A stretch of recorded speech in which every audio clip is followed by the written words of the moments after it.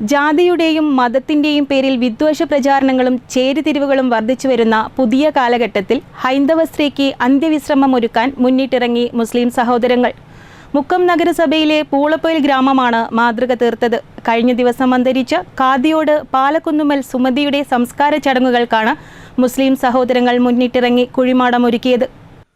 ജാതിയുടെയും മതത്തിന്റെയും പേരിൽ വിദ്വേഷ പ്രചരണങ്ങളും ചേരിതിരിവുകളും വർദ്ധിച്ചു വരുന്ന സാഹചര്യത്തിൽ മതസൗഹാർദ്ദത്തിന്റെ ഉജ്ജ്വല മാതൃകയായിരിക്കുകയാണ് പൂളപ്പൊയിൽ ഗ്രാമം.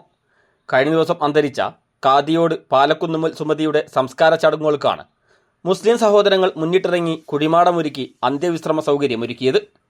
ജീവിതകാലമത്രയും പരിസരത്തെ വീടുകളുമായി അടുത്ത ബന്ധം പുലർത്തിയിരുന്ന സുമതി കനത്ത രോഗബാധയെ തുടർന്ന് ചികിത്സയിലായിരിക്കെയാണ് മരിച്ചത്.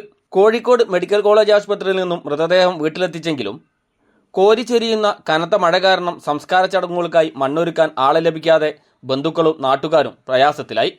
വിവരമറിഞ്ഞ ഉടൻ തന്നെ പ്രദേശത്തെ സേവന രംഗത്ത് സജീവമായ പൂളപ്പൊയിൽ ഖബർസ്ഥാനിൽ സൗജന്യമായി ഖബറൊരുക്കുന്ന ഉസൈൻ പൂലേരി, ആഷിഖ് തഹാനി, എം യൂസുഫ്, ഹാഷിർ എന്നിവരും അയൽവാസികളായ PK ഷംസു, മൻസൂർ എന്നിവരും സ്ഥലത്തെത്തുകയായിരുന്നു. രാത്രി 7:30 ആരംഭിച്ച പണി കനത്ത മഴയും ചെളിയും അവഗണിച്ച് 11:30 വരെ നീണ്ടു. പൂർണ്ണമായും ഹിന്ദു ആചാരപ്രകാരമുള്ള സംസ്കാര ചടങ്ങുകൾക്ക് ആവശ്യമായ കുഴിമാടമൊരുക്കിയ ശേഷമാണ് ഈ യുവാക്കൾ മടങ്ങിയത്.